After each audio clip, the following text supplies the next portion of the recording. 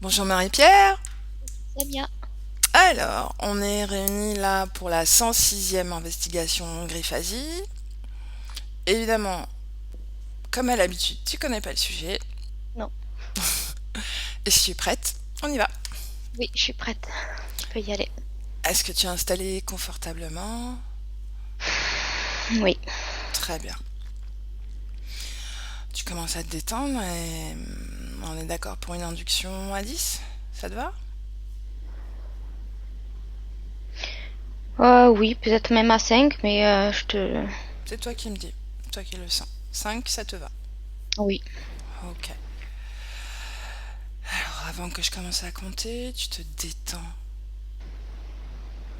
des pieds à la tête.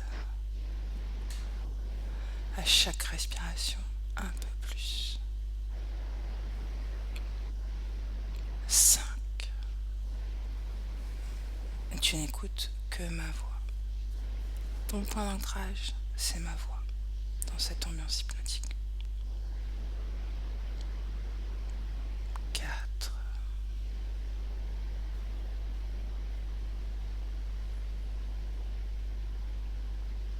3.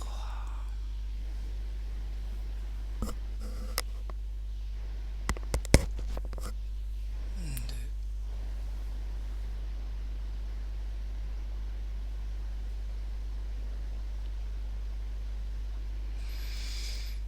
Et comment est-ce que tu te sens, Marie-Pierre? Bien. Parfait. Alors, première question, celle qui va te plonger dans le thème principal. Connecte-toi aux informations liées au projet Bluebeam maintenant. Quand c'est fait, tu me dis ce que tu perçois ou ce que tu visualises. Des grilles, Des grilles. des piles de dossiers, Mhm. Continue.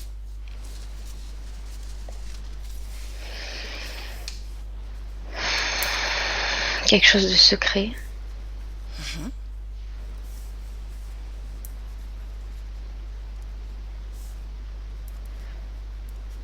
tout Autre ce qui chose. est service secret, CIA, ça me fait penser. Ça me fait penser à ça. Ok. Autre chose. Non. Parfait. Dans le présent, aujourd'hui, en 2020, est-ce que le projet Bluebeam est encore actif? Oui. Très bien.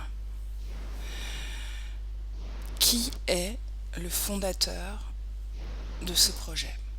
Qui est le fondateur de ce projet?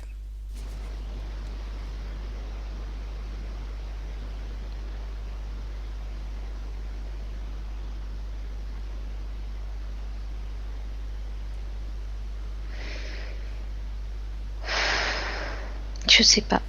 C'est pas clair. Mhm. Qu'est-ce que tu perçois, même si c'est pas clair? Les Russes, Mhm. Autre chose? avec les États-Unis. Mhm. Et c'est tout. Puis à ce mot-là dont tu me parles, euh, j'ai l'information, le feu et la glace. Le feu et la glace? Hmm. Mhm. Ok. Qui est impliqué? Non, excuse-moi. Quel est le but de l'opération Bluebeam maintenant? Son objectif.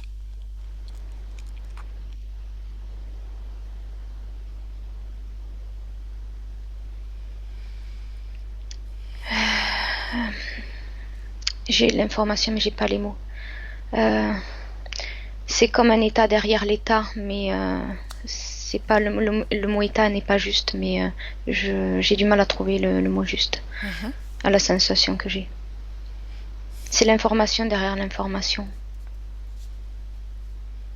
Ok. C'est quelque chose de caché en parallèle. C'est C'est le mouchoir sous la couverture, tu vois. C'est quelque chose comme, c'est ça que je perçois. Qui est impliqué dans ce projet? Qui est impliqué?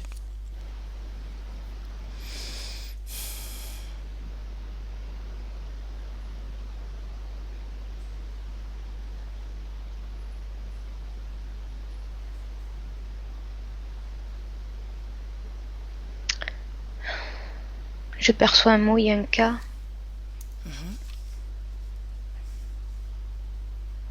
KWIS. KWIS. Quiz? Ouais, je sais pas ce que c'est. Ok. Un point. Un 1, un 2.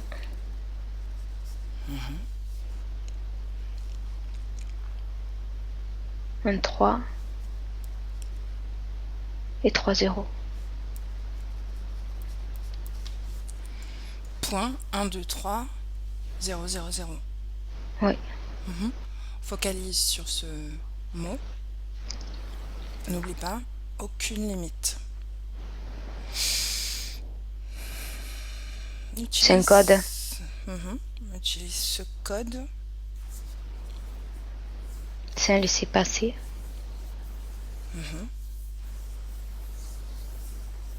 Je Je répète, vois une, dis-moi.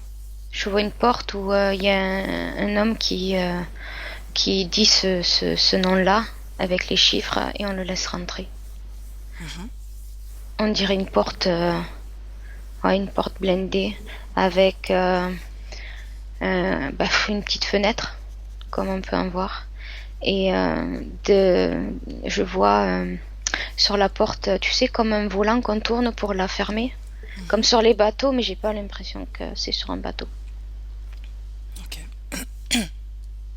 Est-ce que tu perçois autre chose? Qui est impliqué dans ce projet, sur cette question-là, à propos, en lien à cette question-là? Il y a des personnes, comment on dit, spécialisées en chimie, physique-chimie, mais plus le mot chimie me résonne à moi.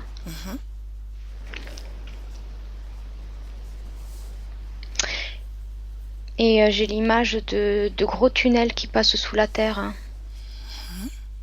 Mais des tunnels, des tubes, comme des tuyaux. C'est pas c'est pas des couloirs.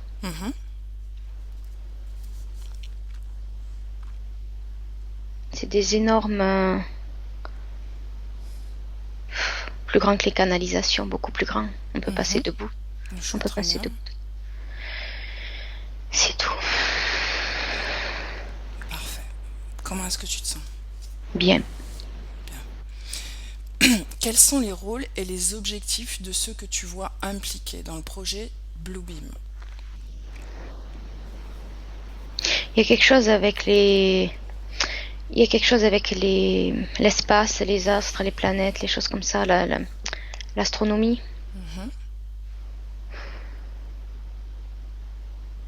Il y a un lien avec ça que je comprends pas encore. Il y a un lien avec les fusées qui partent, qui sont lancées, avec les projets sur la Lune et autres. Très bien. Disons que Bluebeam, c'est pas ça, c'est relié à ça. Je ressens comme ça. Ok. Maintenant, tu vas complètement te déconnecter de ces informations. Maintenant, et revenir à toi, à blanc. Totalement à blanc. Quand tu y es, tu me le dis. Ça y est. Ok. Dis-moi comment tu te sens? Bien. Ok. Dis-moi. Quand tu me demandes des informations et que je te dis ce que je vois ou ce que je ressens, ce qui me dérange, c'est comme s'il y avait au fond de l'image un écran. Tu sais, comme quand les films sont réalisés et qu'il y a des faux paysages derrière. C'est Voilà. ce que tu ressens du projet, c'est ça? Ou de l'information que tu reçois? L'information. Les images me paraissent réelles. Euh, c'est euh, c'est le truc caché derrière le truc, quoi. Ok. Allez, complètement coupé de ces informations. Reviens à blanc, totalement à blanc. Mhm. Tu y es? Oui, Émotionnellement, comment tu te sens? bien. Parfait. Le projet Bluebeam a été présenté pour la première fois en 1994 par le journaliste canadien-français Serge Monast lors d'un épisode de l'émission télévisée qui s'appelle Ésotérisme expérimental. Serge Monast décède d'une crise cardiaque le 5 décembre 1996. Cherche Serge Monast, cherche sa conscience, pardon, et identifie-le avec son ADN éthérique. Maintenant, dis-moi ce qui se passe.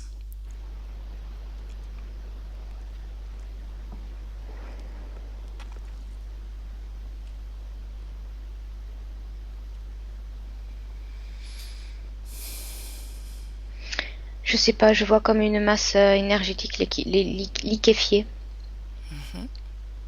Décrypte l'ADN.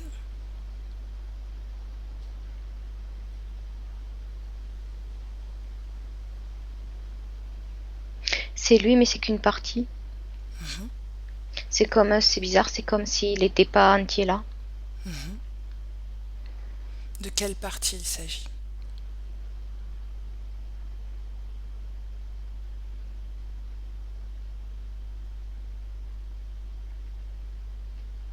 Je sais pas, c'est comme une substance électrifiée.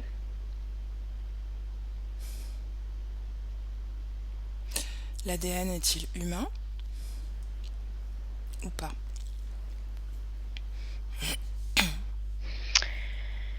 Oui, ça ressemble à un amas, comme un amas de ce qu'il aurait vécu dans ses expériences. J'ai l'impression que c'est que des informations. Est-ce que tu décryptes un ADN, oui ou non? Oui, oui, c'est lui, c'est lui-même. Quelles caractéristiques son ADN? Tu m'as dit qu'il y avait une caractéristique humaine. Est-ce qu'il y a d'autres caractéristiques que tu perçois, oui ou non? Une caractéristique malléable, mais j'ai pas de nom. Cette caractéristique est-elle humaine ou pas? Non, Ok. c'est la concentration de ses expériences. D'accord, mais pourquoi est-ce qu'il s'agit d'ADN? Pourquoi est-ce que tu sépares son ADN de ses caractéristiques, de ses informations? Parce qu'elles sont liées à son ADN. Ok. On continue? C'est séparé de sa conscience. Ces informations? Lui n'est pas là. C'est une part de lui-même qui est comme électrifiée. Ça fait comme un amas, comme par terre, je sais pas où c'est. Et c'est son ADN et toutes les informations qu'il peut recueillir parmi toutes ses expériences. C'est comme un stockage. Ok. On regardera ça plus profondément sur la partie libre. Maintenant, j'aimerais que tu me confirmes une dernière fois, est-ce que c'est Serge Monast, oui ou non? Une partie de lui, mais c'est pas sa conscience. D'accord. Une partie de lui? Tu sais que son essence est unique. Est-ce qu'il s'agit bien de son essence, même si c'est une part de lui? Oui, c'est comme s'il avait été coupé en deux. Ok. C'est ses mémoires, c'est tout. C'est comme si à chaque expérience, on en ressortait avec un livre et que ce livre, il était ailleurs, à part. Ok. On va travailler avec cette partie-là. D'accord? Quelles sont les causes ésotériques de sa mort? Là où les causes. Alors, Je le ressens comme naturel, la crise cardiaque en même temps. Ça me renvoie à cet amas qui est électrifié. Mhm. C'est cette décharge électrique qui fait... Va au moment de sa mort, le 5 décembre 96. Oui, il est debout, il est en train de parler. Devant un pupitre, je vois. Et ça Regarde, ressemble. regarde d'un point de vue énergétique, sur le plan énergétique. Regarde ce qui se passe. Ça s'effondre. Mhm. Quelle Ça est la s'effondre. cause? Quelle est la cause?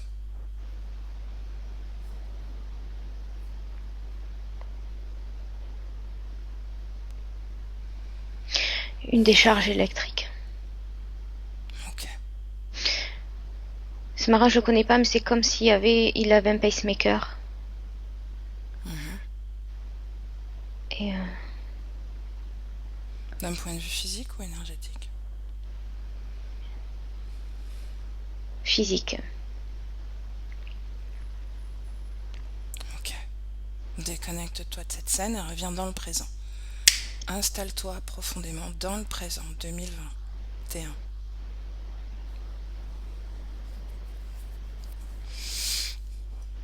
Tu y es? Mhm. Parfait. Toujours auprès de Serge Monast? Ok. Où est-il? Ici et maintenant, dans le présent. Où est-il? Je le vois maintenant. Mhm. Reconnais-le, encore une Oui, fois. oui, ça y est, c'est lui. Je Mhm. l'ai fait. Il est comme vaporeux. Mhm. C'est comme de la fumée mais qui s'échappe pas. C'est comme de la fumée qui est constamment en mouvement, mais qui est concentrée et qui, elle a l'air de stagner. C'est comme de la fumée. Où est-ce que tu vois cette conscience de Serge?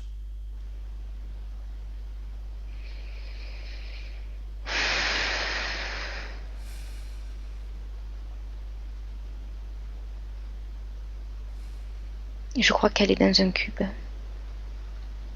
Mhm.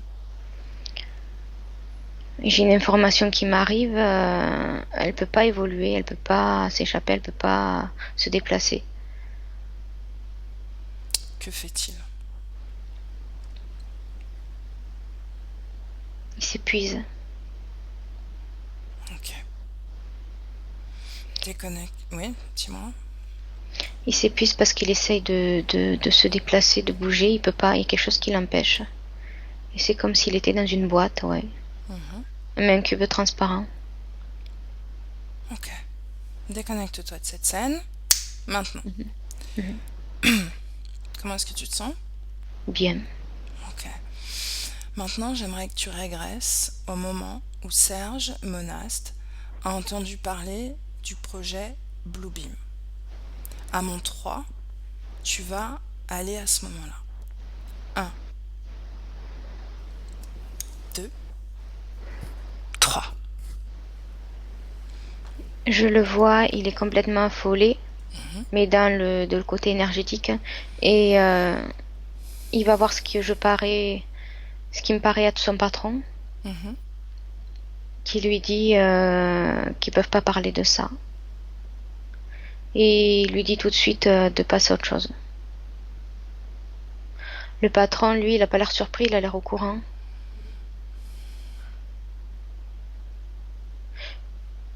Et lui, il est très frustré, en même temps catastrophé, parce que je le vois un peu se débattre contre lui-même pour se taire. Mhm. Quelle est la raison pour laquelle Serge Monast décide de parler du projet à la télévision? Là, pas à ce moment-là. C'est plus fort que lui. Mhm. Quitte à perdre son travail, c'est plus fort que lui. Serge Monast a affirmé que le projet s'est développé en 4 phases. Qu'en perçois-tu? Il n'a pas dit toutes les informations. Mhm. Il s'est permis de parler, mais il dit pas tout non plus. Que perçois-tu de ces phases? Il y en a plus. D'accord. Les phases dont il a parlé, sont-elles toujours d'actualité ou sont-elles modifiées dans le présent? Remanié. Ah, pourquoi? Remanié, et quand il a parlé de ces 5, les 5 étaient déjà faites, donc ça dérangeait pas. 4. Il a parlé des 4 phases. Ah, j'ai le mot 5. Mhm. Ça le dérangeait, ça dérangeait pas parce que c'était déjà fait. Ça pouvait pas empêcher. C'est la suite qui s'est pas permis de dire parce que c'était pas encore. Il avait pas assez de preuves, j'entends, et il pouvait pas se permettre. Il ne se permettait pas de transmettre la phase d'après, ce qui allait en découler, parce que c'était pas encore effectif. Il fallait attendre que ce soit fait pour en parler. D'accord. Tu dis qu'elles ont changé dans le présent, c'est bien ça? Oui, ça a été remanié en 2021. Mhm. Et En j'ai le mot 2021? 2020, 2021. Mhm. Et c'est encore un remaniement. Pourquoi? Parce que y a le mot échec, échoué qui me vient. C'est comme s'ils étaient passés à côté de quelque chose. Une toute petite information qui leur avait échappé. À quel... Et pardon. J'en Dis-moi. reviens toujours, je sais pas pourquoi, j'en reviens toujours à ce qui est l'astronomie, tout ça. À quel stade en sommes-nous dans le présent? 3. À phase 3? Mais tout à l'heure, tu disais que les 4 phases étaient déjà en place et que c'est pour ça qu'il les avait annoncées. Avant, quand il a parlé, il était encore vivant. Mhm. Donc tu disais que quand il était C'est vivant, ces 4 phases étaient déjà en place. Pourquoi est-ce que dans le présent, on est à la 3e phase alors? parce que ça a été remanié qu'ils ont reparti de zéro. D'accord.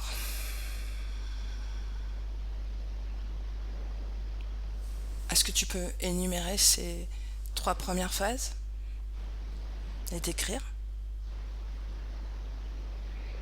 Alors la phase 1, je comprends pas. Le premier mot qui me vient, c'est cohabitation. Focalise sur ce mot. Regarde.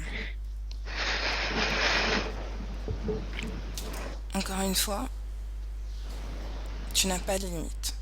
Les informations te viennent. Tu utilises ce mot comme un pont. Synchronisation. Synchronisation entre qui et quoi? Et Quoi et je quoi? vois, Qui et qui? je vois deux silhouettes éthérées Mhm. qu'on rapproche pour en faire qu'une. À qui appartiennent ces silhouettes? Regarde leur ADN, premièrement.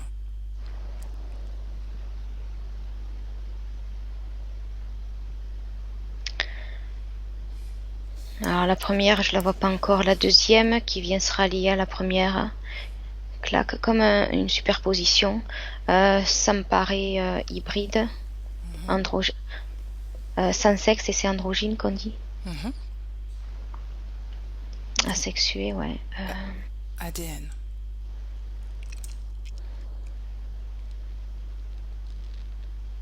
Il y a du gris dedans.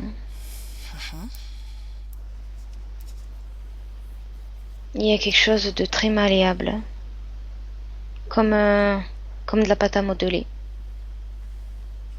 Au niveau de l'ADN, hein, pas au niveau.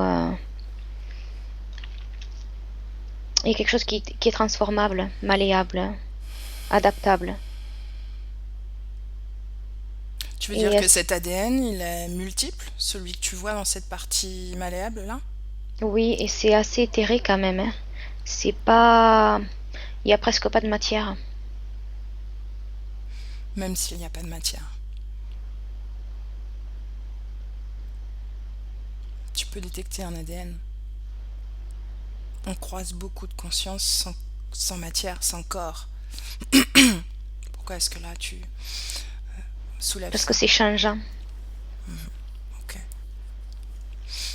Je dirais qu'il y a de l'insectoïde dedans. Je ressens pas de reptilien.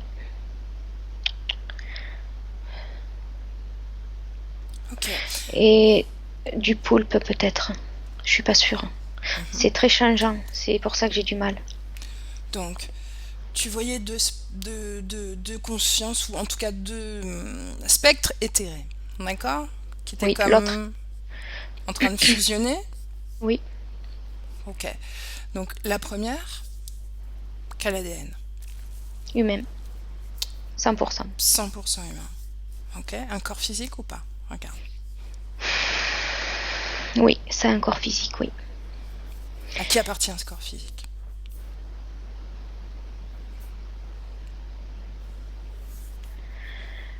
Je vois ce corps, alors c'est bizarre, c'est pas dans le coma. Ou alors un coma forcé. Je vois un corps dans un liquide. Mhm. Euh, Est-ce qu'il est j'ai le sur mot. Oui, sur Terre. J'ai le mot cryonégie. cryogéna... Congelé. cryogénisation? Cryogénèse, voilà. Cryogénation? Voilà. Ouais. Cryogénation? Un truc comme ça. Génisé, voilà, j'essaie de le Mhm. trouver. Mais je vois pas de glace, c'est ça qui me fait bizarre, hein. Je le vois dans du liquide. Comme sur pause, comme mis sur pause, toutes les fonctions vitales, tout est la conscience, tout est arrêté, tout est mis sur pause. C'est pas mort. Ok. Donc cette C'est conscience, elle est comme endormie, anesthésiée, c'est ça? Tu la ressens comme ça? le corps aussi, ouais, il y a des branchements, il y a Mhm. des fils. Ok. Et Et donc, cette deuxième conscience, spectre éthéré que tu vois, vient s'installer aussi. en fait, ils sont à côté, dans les mêmes conditions.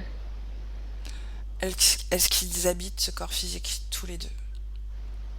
Il n'y a pas eu encore la fusion. Donc ils sont à côté de ce corps physique. Ouais, ils sont reliés par les branchements et la personne humaine, elle a été enlevée. Comment ça enlevé? C'est un adulte qui a été enlevé Enlevé pour cette physiquement? expérience. Oui, oui, oui, oui, oui. Où est-ce Ouais. qu'il se trouve physiquement? Tu m'as dit sur Terre. Est-ce que tu vois? Tu sais, tu peux faire des effets de focus sur la Terre pour mieux préciser la position géographique de ce corps physique que tu perçois.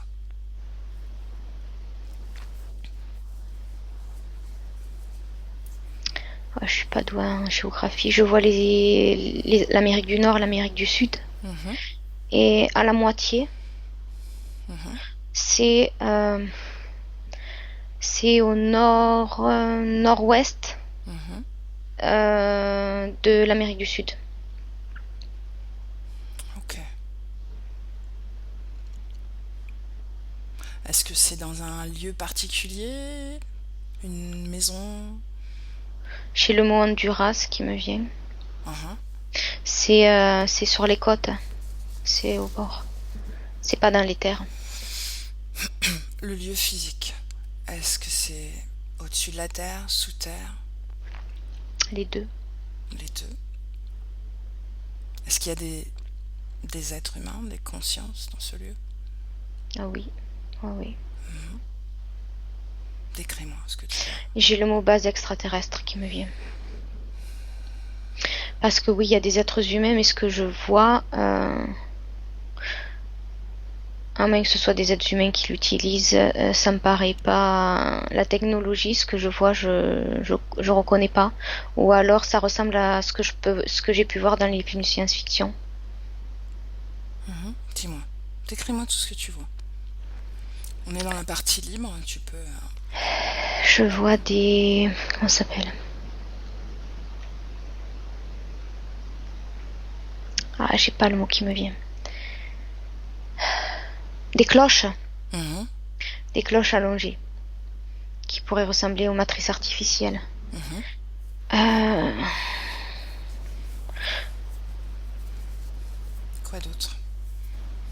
je vois des cubes, parce qu'il y en a pas que deux, des cloches.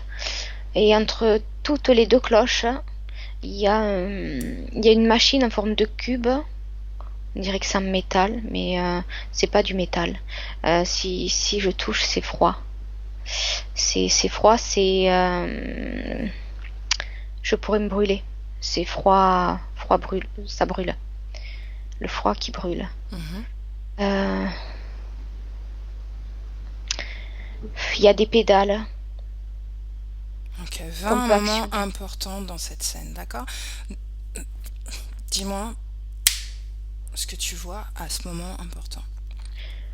Ils ont enlevé de la densité dans cette pièce. Il n'y a pas la densité qu'on connaît à l'extérieur. Pourquoi? Quelle est la cause ésotérique de ce changement de densité? Parce que sinon, les matrices artificielles ne fonctionnent pas. Ok. Maintenant, j'aimerais que tu t'intéresses aux consciences. Dis-moi si elles sont humaines ou pas. Les consciences qui évoluent autour de cette Je vois, axe. je, je vois un être, hein. Il a un énorme cerveau. Mhm. C'est pas humain. Ok. C'est pas humain. Reconnais l'ADN. Insectoïde. Ok. Toute la Continue. protubérance est à l'arrière et c'est marrant parce que ça fait comme deux grosses boules à l'arrière. Mhm. Ça en fait pas qu'une et c'est pas lisse. C'est pur ADN insectoïde. Oh oui. Et tu vois quand on agrandit l'œil de la mouche, Mhm. ça fait plein de petits yeux. Mhm. Tout à Et fait. ben ça me fait penser à ça derrière. Ok. Mais c'est pas des yeux, mais ça me fait penser à plein de petites plaques comme ça. Comment tu te sens à côté de cette conscience? Berk, mais ça va. Mhm. Ok. C'est grand, c'est longiligne. Est-ce que tu vois des êtres humains collaborer à travers cette expérience au sein de Ah, ce complexe-là que tu vois, ce complexe matriciel? non, pas là. Les seuls êtres humains, c'est que, alors ce que je voulais te dire à ta question, Mhm.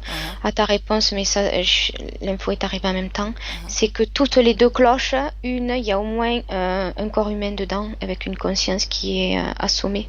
Mhm. Les consciences, tu me disais qu'elles étaient à l'extérieur des corps physiques, c'est ça? Les Oui. consciences humaines, hein?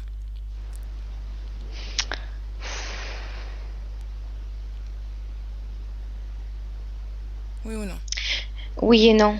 S'il y a une petite partie, il y en a une petite partie, mais c'est comme si elle n'était pas là, Mhm. tellement qu'elle est débranchée. D'accord. Le minimum syndical pour maintenir en vie énergétiquement le corps, c'est ça? C'est tout à fait ça. Ça me fait penser au corps. Pourtant, c'est pas mort. Il y a il y a un minimum de vie, mais Mhm.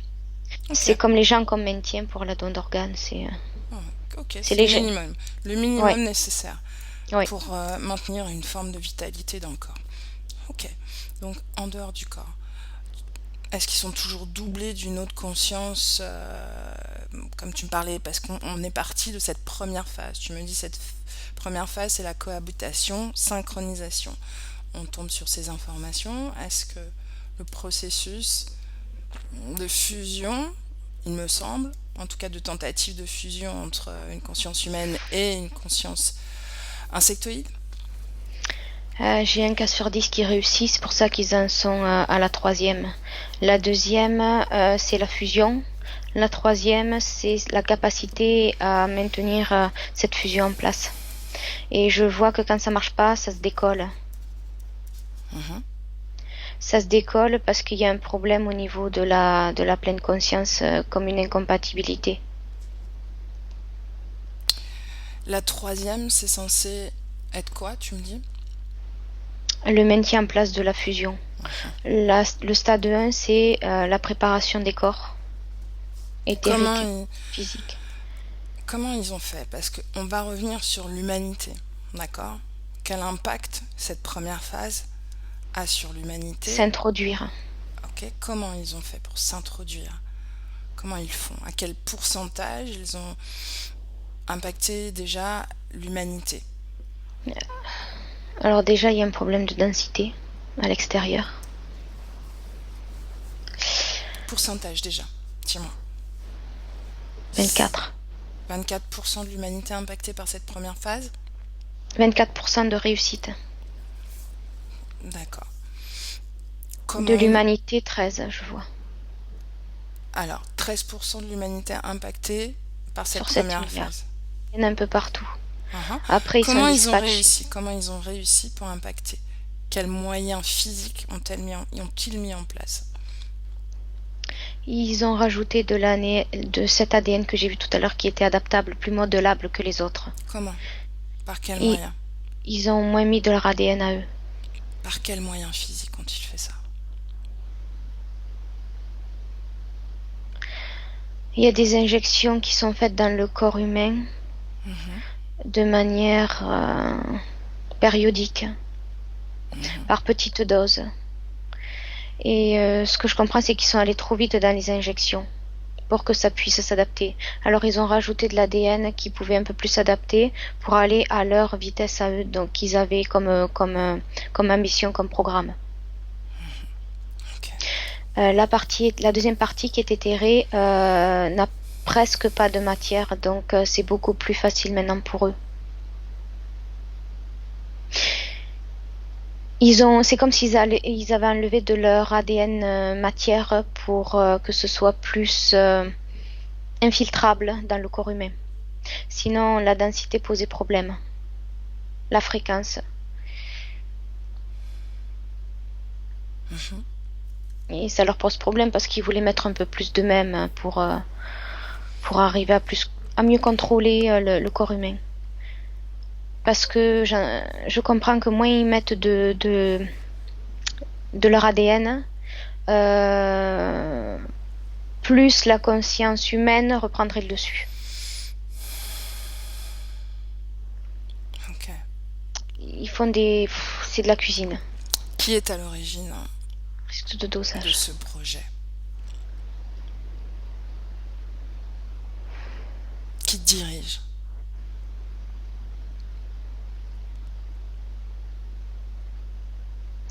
J'ai le mot un corps d'armée. Mais pas humain, de l'autre côté. Mhm. Et c'est comme s'il y avait des associations. C'est comme s'il y avait une association avec les reptiliens qui leur préparaient le terrain parce qu'ils connaissent mieux le terrain qu'eux, sur Terre, et qui trouvaient leur content une association avec les insectoïdes. Ok. Disons, les insectoïdes, c'est plus science, au niveau cuisine, au niveau dosage, tout ça. Et les reptiliens, ils leur laissent des bases, ils leur laissent certains territoires, ils leur préparent le terrain. Et il y a des informations qui sont transmises. J'ai l'impression que les insectoïdes sont moins au courant de ce qui se passe dans la matière pour nous, de la façon dont on évolue, de la façon dont on vit, et que les reptiliens sont là pour compléter. Ok. Déconnecte-toi de cet endroit. Maintenant. Reviens à toi complètement, à blanc. Déconnecté de toutes ces informations. Dis-moi comment tu te sens. Bien. Parfait. Ok. Je vais te décrire un peu les quatre phases que Serge Monaz t'avait annoncées. D'accord? Mhm. La première phase, elle concerne l'effondrement de toutes les connaissances archéologiques, religieuses et conceptions scientifiques classiques. Mhm. Mhm. La deuxième phase, je te fais un résumé, hein, parce qu'elle est plus développée que ça. Elles sont plus développées que ça, mais je te fais un résumé. La seconde phase du projet Bluebeam concerne une gigantesque mise en œuvre spatiale, une mise en scène spatiale à l'aide d'hologrammes optiques et sonores en 3 dimensions. Et cette image serait perceptible pour toutes les consciences du monde entier. D'accord? Avec une nouvelle voix, celle de Dieu. En gros, le retour du Messie. Et je souris parce que pour moi ça me parle, ça explique ce que j'ai vu. La troisième phase conjuguerait la télépathie avec l'électronique. D'accord? Mhm. Donc on parle des ondes, etc. Qui pourraient donc, ces impulsions à basse fréquence qui pourraient produire des signaux auditifs pour un seul individu, alors qu'ils demeurent inaudibles pour les autres. D'accord? Donc c'est l'utilisation de ces ondes. La quatrième phase concernerait des manifestations surnaturelles. D'accord? 3 leurres différents. Le premier, faire croire aux êtres humains qu'une invasion extraterrestre va survenir. Le second serait de faire croire aux chrétiens qu'un merveilleux événement va survenir sous la forme d'une intervention extraterrestre. Hop, hop, hop, excuse-moi.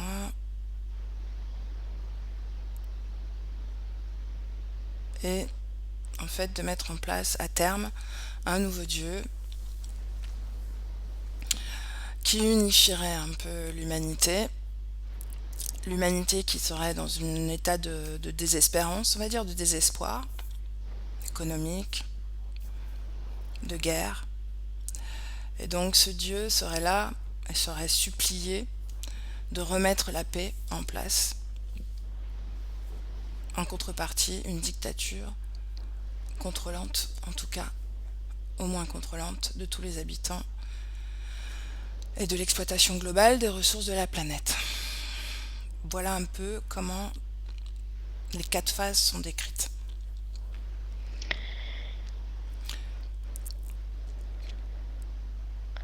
Je ressens que ça va pas marcher. Ils vont pas pouvoir aller jusqu'au bout.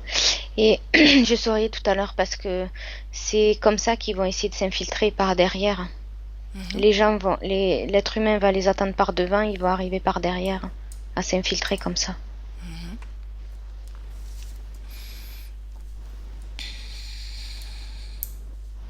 Donc tu me disais que ces phases étaient modifiées, d'accord?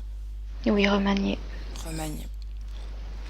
Quelles sont, de façon très courte, fais des phrases courtes, essaie d'avoir vraiment des informations sommaires, de quelle façon les changements vont opérer. En incorporant les corps. Continue. Autre chose.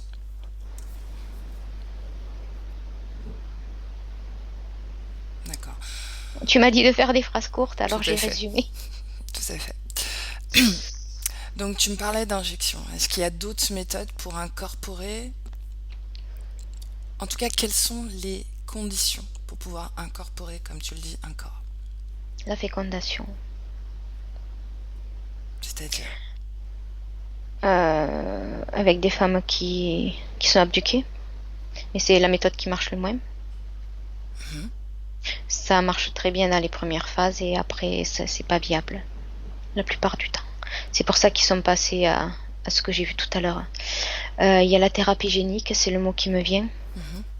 Transformer l'ADN de l'être humain petit à petit par dose homéopathique.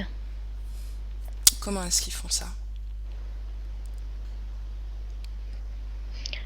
Par l'hygiène de vie de l'être humain.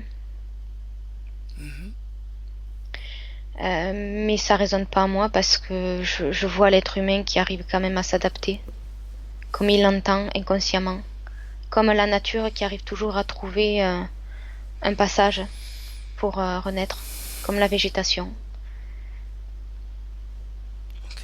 Si tu te projettes sur cette phase où l'on parle de vision commune, mondiale, d'accord, cette vision, cette voix entendue par chaque être humain sur la Terre, si tu te projettes sur cette phase, qu'est-ce que tu vois? Du noir et du blanc.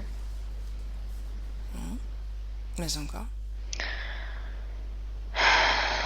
Le noir, c'est comme leur projet qui avait réussi à grignoter ou la réussite de leur projet.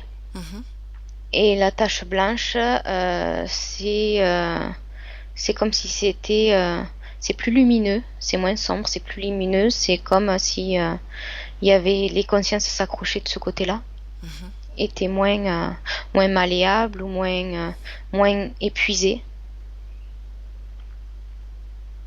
Ok. Alors la tache de noir est plus grande, mais ça fait pas le poids par rapport à l'autre côté quand même.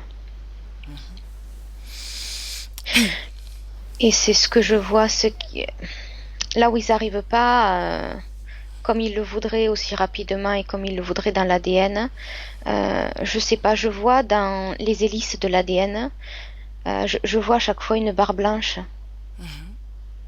De temps en temps, je vois une barre blanche. Qu'est-ce que cette barre blanche?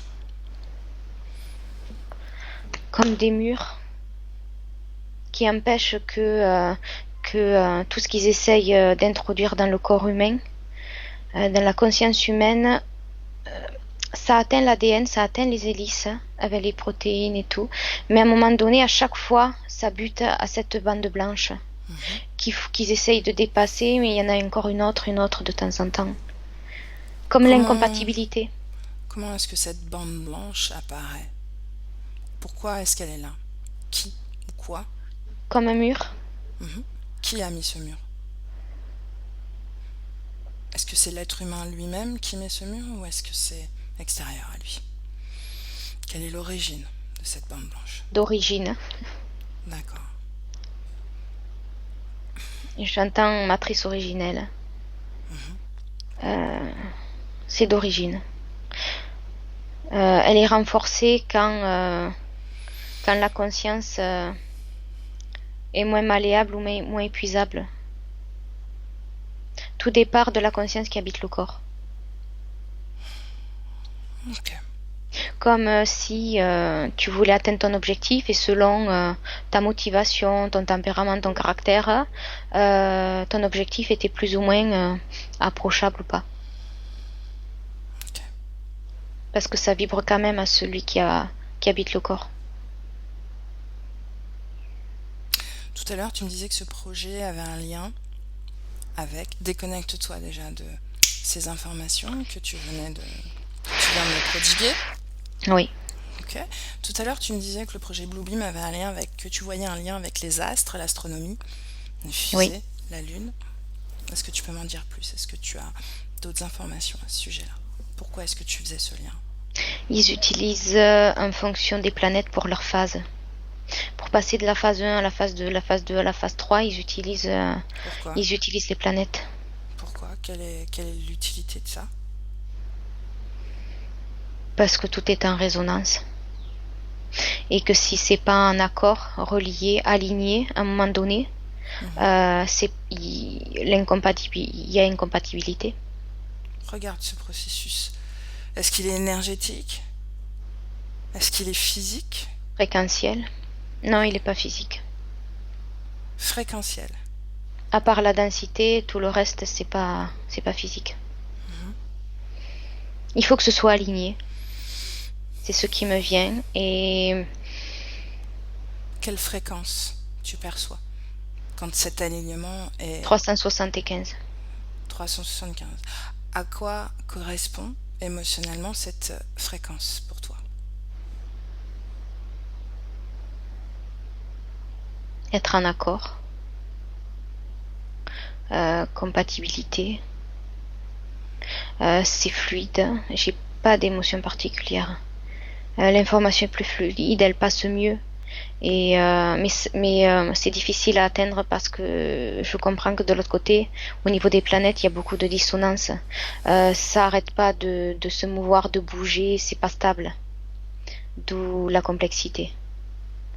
Je comprends que s'il n'y avait pas cette complexité de l'autre côté, ils y seraient arrivés depuis longtemps. Va un moment où ils sont synchrones avec cette fréquence. 375, tu m'as dit, c'est bien ça? Oui, ça dure une seconde en temps humain. Quelles planètes sont synchrones?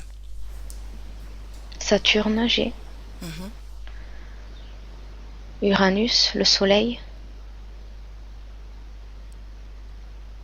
Donc c'est dans la... Et la Terre. Ok, donc c'est dans la galaxie de la Terre, on va dire.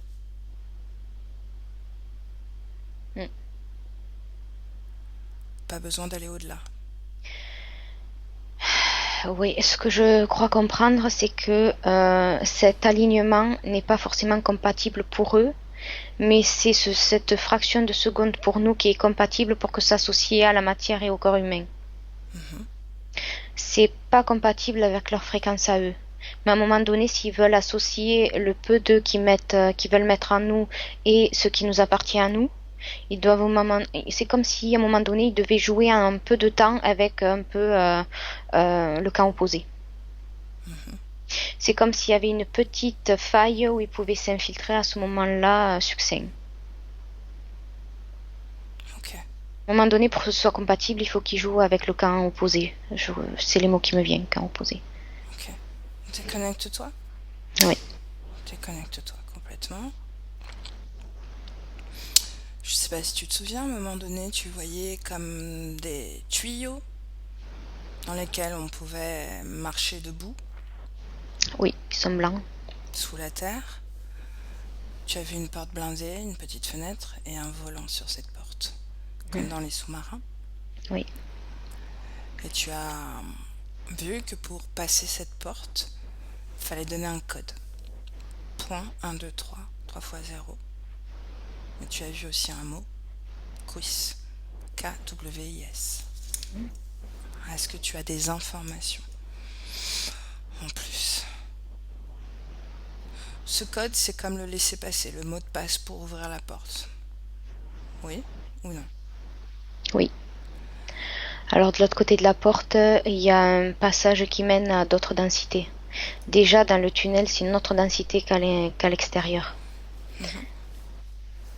Ce lieu que tu vois, est-ce qu'il est physique sur la Terre ou ailleurs? Le tunnel est physique. Sur la Terre? Sous la terre. Sous la Terre. Mhm.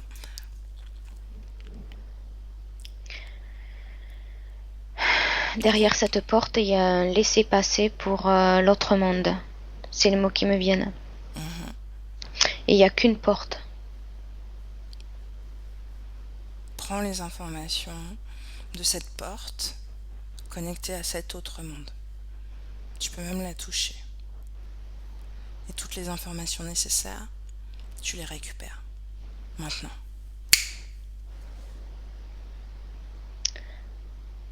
Quand je touche, c'est comme si elle était matière et pas matière à la fois. C'est fait avec de la matière, mais quand je la touche, elle ondule. Il y a Passe une la autre porte. densité là. Je l'ai passée et il y a comme un entonnoir qui aspire. Est-ce que tu es d'accord pour passer? Oui, comme un miroir. Ah, Comme de l'eau, tu sais, qui ondule un peu quand tu touches, comme la porte. Et tout d'un coup, je vois des personnes qui sont aspirées. Tu y vas toi aussi? Tu veux y aller? Oui. Allez. Maintenant.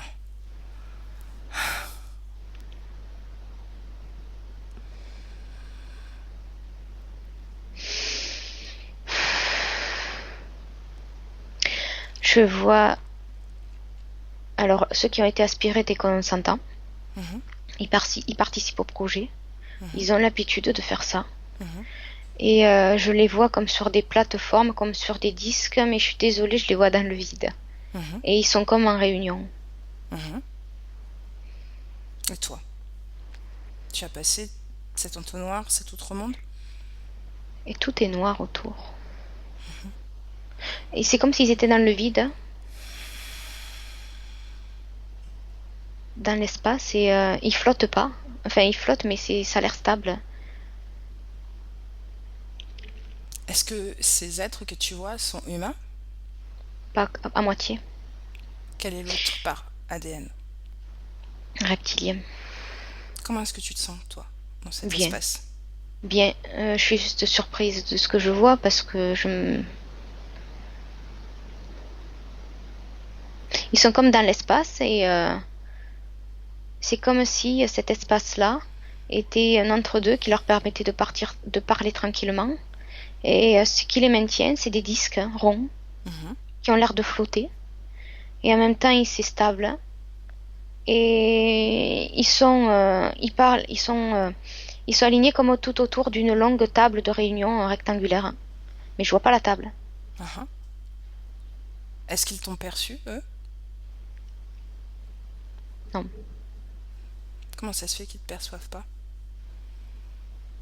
Parce que je suis là incognito, je suis là pour observer. Ok, ça vient de toi, d'accord. Oui.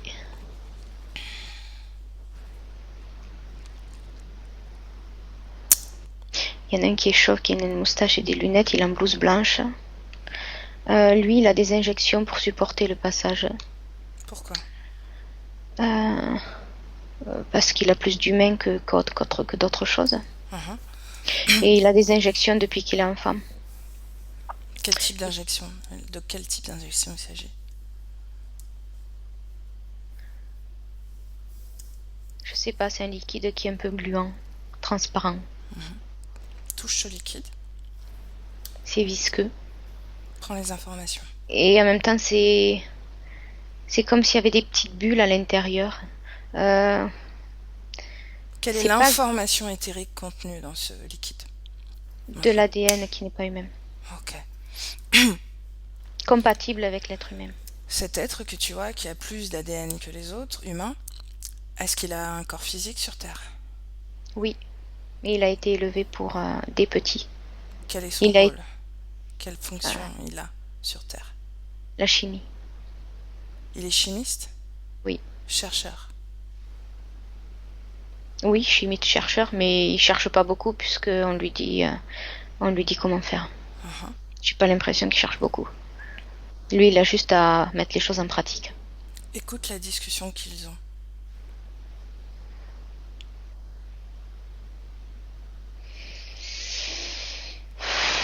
Il faut que je traduise parce que c'est pas des mots humains.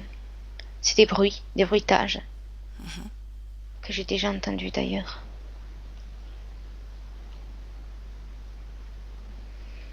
Tu peux montrer ces bruitages? Tu peux me les faire? Oui, au mieux. Il y en a, ça fait arrache, ça fait un peu ça. Mhm. Et d'autres, ça fait.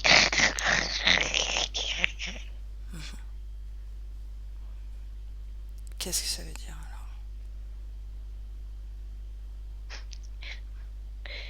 alors? Je sais pas, ça me fait rigoler. Le premier, ça me semble plutôt reptilien et l'autre insectoïde. Est-ce que tu as réussi à traduire le sens du discours?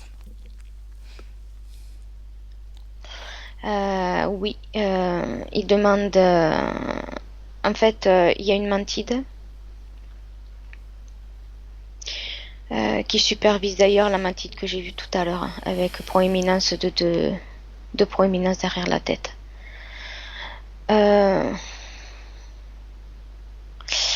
Il y a un reptilien qui tape du poing sur la table parce que les mantides vont pas assez vite et les mantides ont l'air de de rabrouer le chimiste parce que ça va pas assez vite. D'accord. C'est comme s'il y en a un qui tapait sur les doigts de l'autre, qui tapait sur les doigts de l'autre comme une hiérarchie. Ok. Ça va pas assez vite pour eux. Ok. Déconnecte-toi de cette scène. Maintenant, cet J'aurais pu endroit, avoir d'autres informations. justement, j'aimerais que tu reviennes derrière cette porte.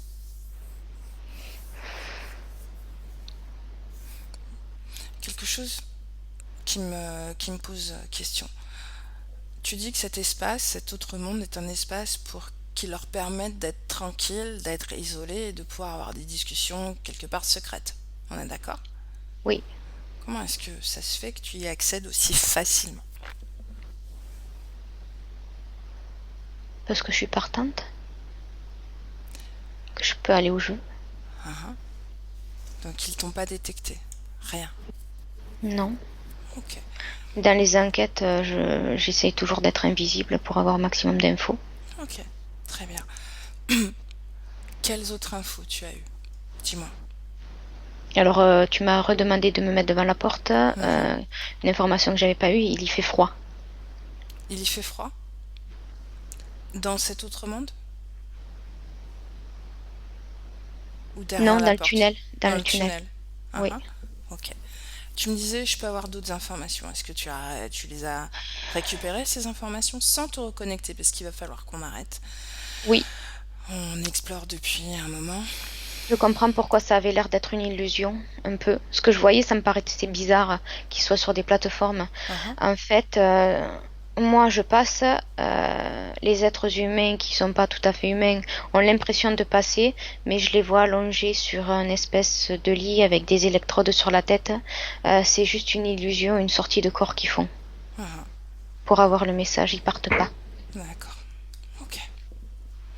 c'est un endroit où ils se réunissent et, euh, et le sentiment que j'ai, c'est que si justement il y a pas de lieu prédéfini de l'autre côté, c'est justement parce que ils veulent pas non plus tout dire. C'est un espace neutre de d'information. Ok. Allez. Est-ce que tu as une dernière information sur le projet Bluebeam en particulier? Le temps presse. Il y a des choses qui les ralentissent et ça les met sur les nerfs. Ok. Ça les rend nerveux. Ok. Et c'est comme s'ils voulaient mettre ce que j'ai eu tout à l'heure quand je t'ai dit que j'avais d'autres informations.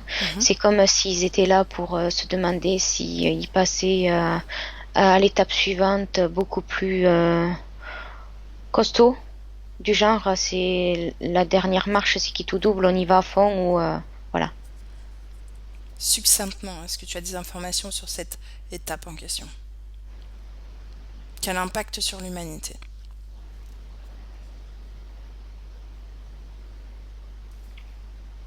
Non? Alors là, ça me rend triste parce que c'est comme une dernière carte à jouer et je vois, je sais pas, je vois une explosion, je sais pas. Une explosion. Sur toute la Terre? Je vois pas, mais il restera pas grand chose. Ok. Et il y a quelque chose qui leur barre quand même la route. Je vois le chaos derrière, c'est pour ça que ça me rend triste. Mais c'est pas fait encore. Ok. Je ressens toujours tout à l'heure qu'il y a de grandes chances qu'il y ait un échec derrière. Parce que justement, ils sont nerveux, ils sont pressés par le temps et ça risque de les affaiblir de notre côté. Est-ce que c'est lié à l'état de conscience de l'humanité En qui a partie, changé? oui. Mais il y a aussi il y a un camp opposé de l'autre côté. Tout le monde n'a pas le même projet qu'eux. Donc ils sont toujours là pour quand même soumettre l'humanité, tous, mais ils sont pas d'accord sur... ils s'opposent d'une certaine façon. Oui, On il est y toujours a, dans une guerre de territoire. oui, il y a qu'une partie de leur projet qui intéresse les autres, pas tout. Sauf que je vois que c'est les reptiliens qui feraient tout exploser sans regret, Ok, sans, d'accord. mais c'est parce qu'ils seraient poussés à bout et justement, je ressens que c'est leur faiblesse ou c'est aussi là leur faiblesse d'agir par nervosité, par pression et pas parce que le temps presse. Ok. Et Allez, pas, c'est passionnant, on a envie de continuer encore et oui, encore. ça m'intéresse, oui. Oui, mais là, va falloir qu'on arrête. Le temps passe malheureusement d'un point de vue physique. Déconnecte-toi et reviens à toi complètement à blanc. D'accord? Déconnecté de tous ces espaces, toutes ces consciences, toutes ces informations. Déconnecté. Ok? Mm. C'est fait. Oui, Aucun reliquat d'informations qui traînent à blanc totalement. non, j'ai une vague de chaleur qui commence à arriver. Très bien Mon pensé. nettoyage. Ok. Autant, bon. Alors, tu connais la procédure comme d'habitude. Je vais compter de 1 à 3. Et à 3, tu seras complètement revenu dans ce corps physique magnifique et précieux, ce refuge.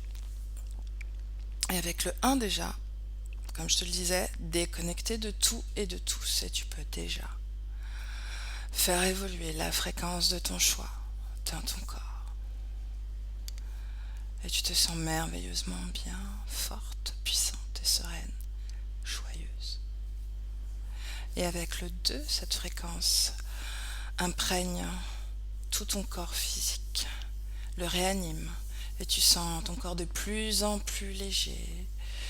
Tu sens toute cette pétillance, cette vibration joyeuse et légère, des pieds à la tête. À chaque respiration, ce flot fréquentiel inonde tout ton corps et tu te sens très, très bien forte, puissante, dynamique, Complète et entière, oui. illimitée d'ailleurs. Et avec le 3, quand tu veux, tu es avec moi. Ça y est. Ouais, j'y serais bien restée, ouais. Plus ça allait, plus j'avais des informations. Beaucoup d'informations, ouais. Ouais. Bon, comment est-ce que tu te sens physiquement? Ah, toujours chaud. Je vais finir, je crois, un maillot de bain. C'est bien, c'est bien. Ça fera plus de vues ou pas? Ça peut être un moyen, oui. Ah, c'est bien de plaisanter un peu. Voilà. Émotionnellement, il me Bon, ça semble que va très ça va. bien. Ok. Oh, ouais, j'ai envie de plaisanter, donc tout va bien. Je te remercie, Marie-Pierre, pour ta disponibilité. Merci à toi. C'est toujours un plaisir. Et je te dis à la Pareil. prochaine. Merci, avec plaisir. Au revoir. Salut. Benvenuto a questo nuovo video di Disclosures. Oggi parliamo della cosiddetta sessione di ipnosi investigativa. In realtà non esiste una sessione di ipnosi investigativa. Non che non si possa fare investigazione di ipnosi, però è che non esiste una sola sessione di ipnosi per dire si è fatta investigazione, per prendere quell'informazione come buona. Perché? Sappiamo intanto che l'informazione che arriva in ipnosi è molto contaminata. La percentuale di inquinamento dell'informazione è altissima. Pensate a questa informazione che viaggia per tantissime dimensioni, attraversa densità, passa per coscienze che volontariamente o involontariamente possono distorcerla. E poi arriva infine alla persona che sta in ipnosi, che ha una coscienza, ha una mente, ha un'esperienza e interpreta questa informazione secondo la sua struttura mentale, secondo le sue credenze, che per quanto si possa essere più o meno liberi mentalmente, liberi pensatori, sempre c'è una parte subliminale che interpreta in base all'educazione ricevuta, alla cultura e perché no, anche tutte le esperienze di esistenze passate che ancora lasciano un segno in noi. Per capirci, è come se dovessimo parlare con un'altra persona immersi nell'acqua, a qualche metro di distanza, cercando di utilizzare un mezzo, che è quello della corda vocale, che è fatto per produrre suoni da trasmettere nell'aria. Noi stiamo utilizzando questo strumento per far passare un'onda sonora nell'acqua o in un liquido. Chiaramente il suono viene completamente distorto, sempre ammesso che sia per il nostro corpo facile e non difficoltoso poterlo fare senza avere dei problemi come ingurgitare acqua o eccetera. Ma non solo. Supponiamo che per questo tipo di comunicazione utilizziamo anche due lingue diverse, per esempio un italiano e un russo o un giapponese. Per quanto possiamo anche interpretare il labiale, non possiamo capire quello che ci sta dicendo, perché la lingua è diversa. La lingua, diciamo, da dove parte l'informazione a dove arriva è completamente diversa, il codice, il linguaggio è diverso, ma possiamo anche cercare di capirci attraverso i gesti, attraverso le espressioni facciali. Per quanto sia ipoteticamente facile poterlo fare sott'acqua, però non dobbiamo dimenticare che l'acqua non è l'aria e può distorcere l'immagine, ma non solo. Dobbiamo anche pensare che l'altra persona, che parla un'altra lingua, che viene da un'altra cultura, potrebbe interpretare i segnali che noi interpretiamo come X in Y. Per noi un sì è abbassare la testa dall'alto verso il basso, per esempio, sì, e il no da sinistra verso destra, no. In alcuni paesi orientali, come le Filippine credo o qualcun altro, utilizzano esattamente gli stessi segni, ma al contrario. No, sì. Immaginate due persone di queste due culture che stanno cercando di comunicare in maniera così difficoltosa e alla fine non gli rimane altro che interpretare il linguaggio corporale. Sì, che per l'altro invece no. Cosa voglio dire con questo esempio estremo? Che l'informazione da dove parte? a dove arriva? Viene completamente deformata. Non sappiamo esattamente quale percentuale perché ogni situazione è a sé stante, però la percentuale di inquinamento, di distorsione, di contaminazione di questa informazione è assolutamente alto. Quindi fare una sessione investigativa, mettere una persona in ipnosi e chiedere di Tizio Caio Sempronio di una situazione o chiedere certi dati è assolutamente controproducente, è assolutamente inutile. Quindi vi chiederete cosa fate allora voi quando fate ipnosi, quando fate delle domande, quando cercate delle risposte e con queste informazioni che vi arrivano lavorate sulla situazione esoterica del cliente. Beh, non facciamo altro che recuperare questa informazione solamente per arrivare al problema del cliente e poi lavorarci. Quindi il valore dell'informazione non è quello di un'istruzione, quello di memorizzare dei dati e di prenderli per buoni, ma è un veicolo di movimento, di trasporto verso la causa del problema per poi lavorarci. Quindi lo scopo di questo tipo di informazione che si prende dalla singola sessione è completamente un altro. Come si fa quindi? Investigazione in ipnosi. Il lavoro non è semplice, il lavoro è lungo, difficoltoso, stancante. È necessario farlo anche in squadra perché bisogna moltiplicare il numero di sessioni da fare e una sola persona potrebbe farlo soltanto in un tempo estremamente largo.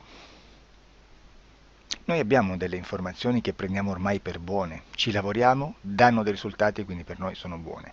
E come abbiamo fatto ad avere queste informazioni? Per esempio, come facciamo a sapere che un extraterrestre chiamato il cosiddetto grigio è più o meno alto X, poi ci sono magari quelli anche un po' più alti, ma hanno un corpo strano, hanno una pelle grigio-verde, hanno degli occhi grandi a mandorla, neri, senza una pupilla visibile, non hanno quasi bocca né naso né orecchie, hanno soltanto delle fessure, non hanno organi genitali, hanno degli arti molto più lunghi rispetto alla proporzione che potrebbe avere il corpo umano, e di solito hanno meno dita delle 5 del corpo umano, eccetera, eccetera, eccetera. O se no prendiamo un altro tipo di essere che possiamo incontrare in ipnosi, come facciamo a dire che hanno delle somiglianze con i rettili, gli animali rettili terrestri o gli animali, gli invertebrati, gli insetti terrestri? Perché? Perché siamo sicuri di questa informazione e ci lavoriamo e quando ci arriva la prendiamo già per buona, nonostante sia anch'essa contaminata.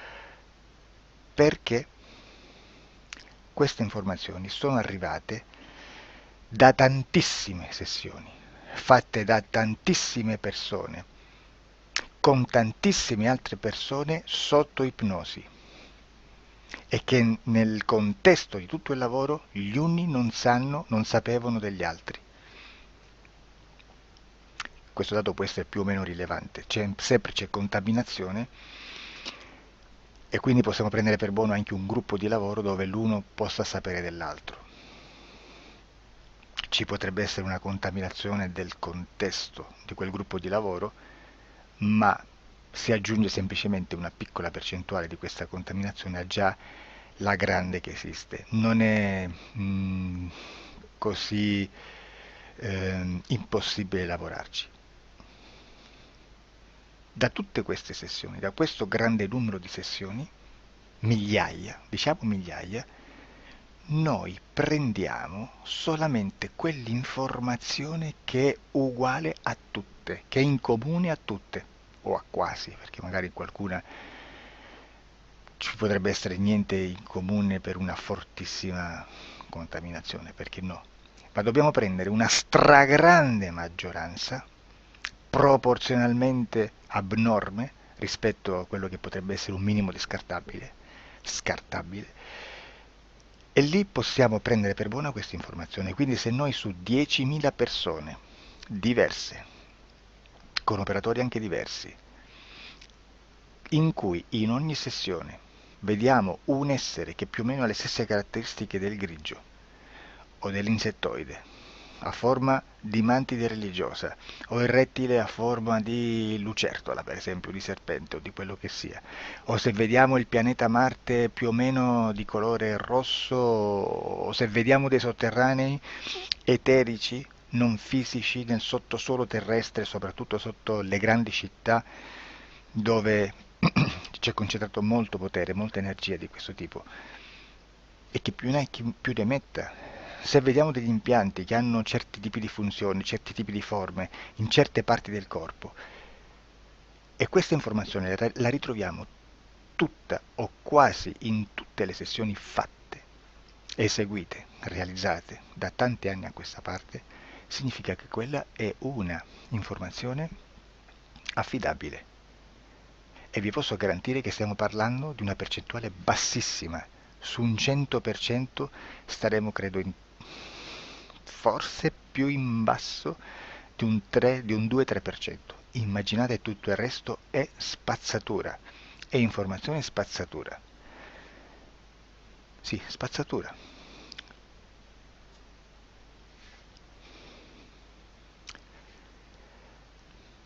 C'è anche un'altra cosa da dire. Supponiamo che un operatore faccia un'ipnosi e voglia andare a vedere cosa fa Tizio, cosa fa Caio, cosa fa Sempronio. Arrivano delle informazioni e si dice che Tizio è biondo, Caio è zoppo e Sempronio è uno sportivo.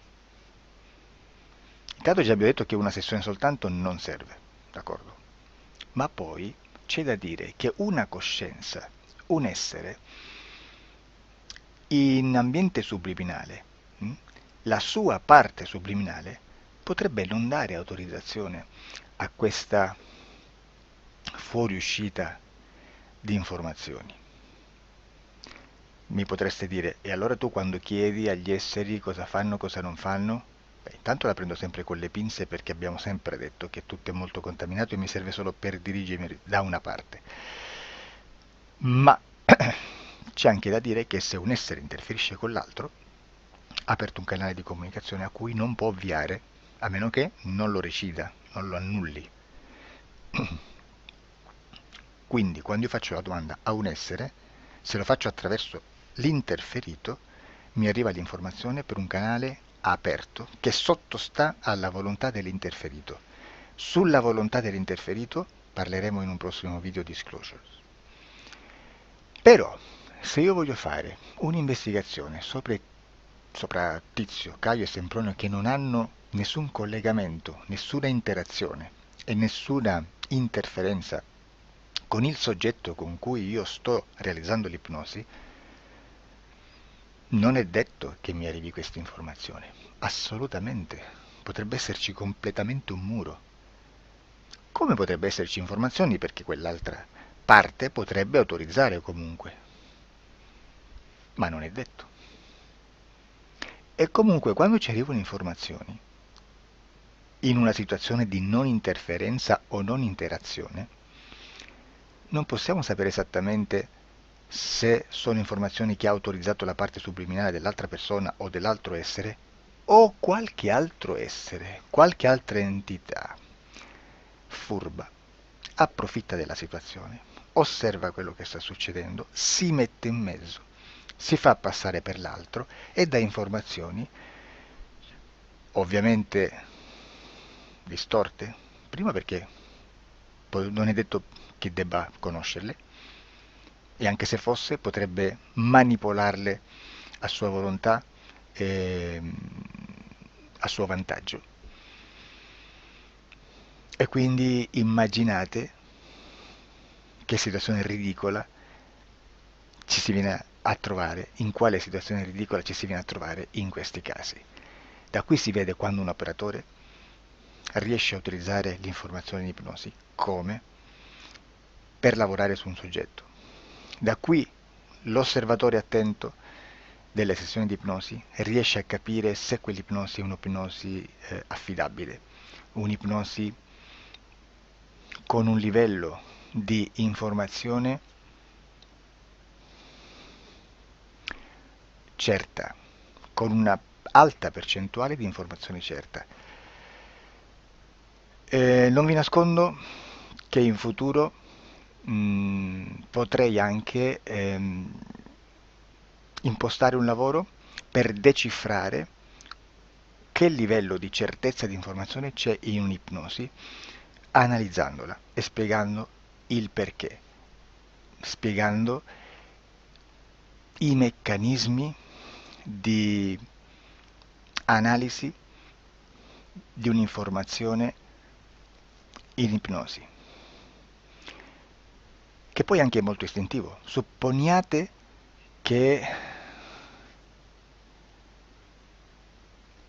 Supponiamo che dobbiamo cercare un'informazione su internet, per esempio un fatto di cronaca. Voi preferite mettervi su un sito ufficiale? A caso. L'ANSA in Italia, ADN Kronos, qualche telegiornale che per quanto possano manipolare l'informazione ad alti livelli, comunque possiamo dare affidabile la fonte dell'informazione che viene trasmessa. Non possono trasmettere una bufala sicuramente. Verrà sicuramente manipolata ad altri livelli.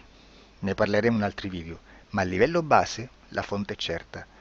Sicuramente non andrete a cercare questa informazione sul primo sito, il primo blog che vi passa davanti e magari ha 4 followers. Perché? Perché non vi dà nessuna garanzia della certezza della fonte. Non c'è un controllo né nella struttura interna di questa agenzia di informazione e né dal grande pubblico, che per la quantità di persone che attingono quell'informazione si può dedurre se l'informazione è certa o meno, perché è un'informazione che passa in un pubblico così vasto che se ci dovesse essere una distorsione con la realtà è molto probabile che venga fuori. Credo che abbia detto quasi tutto sulle sessioni investigative. Prima di chiudere aggiungo che proprio per questo stiamo conducendo dei cicli di investigazione in ipnosi regressiva che comprendono tante sessioni con persone diverse, con una buona o eccellente suscettibilità ipnotica sicuramente, per poter indagare su spazi ristretti su alcuni temi. Perché dico spazi ristretti? Perché se andiamo a prendere eventi grandi nel tempo, nello spazio, storici, parlare di qualcosa di molto generico implica una quantità di sessioni abnorme. Immaginate se dovessimo fare una sessione investigativa sui buchi neri. Quanta informazione ci sarebbe e quante informazioni da filtrare. Sarebbe quasi impossibile farlo in questa maniera. Ma se noi riduciamo lo spazio di investigazione, se noi prendiamo per esempio, investighiamo sulla pedofilia nella Chiesa Cattolica, ecco, se già restringiamo il campo d'azione è molto più facile che possiamo attingere informazioni affidabili, presuntamente affidabili, con un numero di sessioni sicuramente alte, ma ridotte rispetto ad altri tipi di sessioni molto più generiche, su temi molto più generici.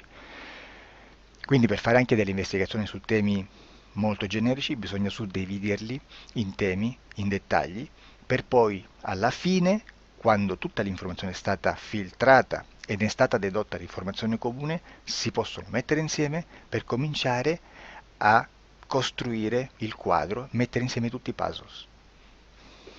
Questo è il vero senso dell'informazione in ipnosi, quando si fa ipnosi investigativa. La sessione per risolvere una problematica, un problema, con una presunta origine esoterica di un cliente, di una persona, è un'altra cosa, sono altri metodi, altre tecniche e l'informazione si usa in un'altra maniera, ha un altro scopo. Grazie, ci vediamo al prossimo video. Disclosure. Ciao.